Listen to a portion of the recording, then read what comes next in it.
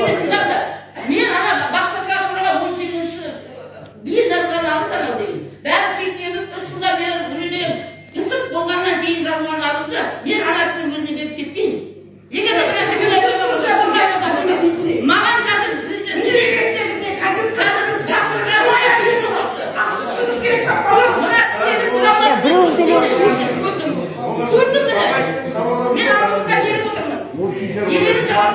былай болсын, былай істейік. Дауыс көтермейді сосын бізге. Тыңдаңыз, не көтересіздер? Сіздер не көтересіздер дауыс? Біз де осы жерде тудық, біз де осы жерде өстік. Сендер ауа жұтқан олар біз де жұтып отырмыз. Бізге де айқайлай бермеңдер. Деп депутат болмай кетсем деді.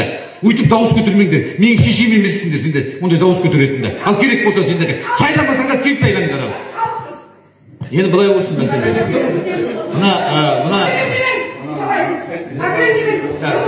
Енді мына эмоция бар ма? Бір мәдениет түрде өткізейік жиналысымызды. Мына жерге біз ұрыс керіс үшін келген жоқпыз ғой. Мысалы, бізде заң бар.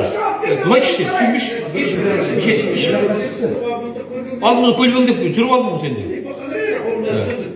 Мына мәселе былай да, бір адамды қылмыскер деп немесе бір не айту үшін отыршы жерде, тұрмашы.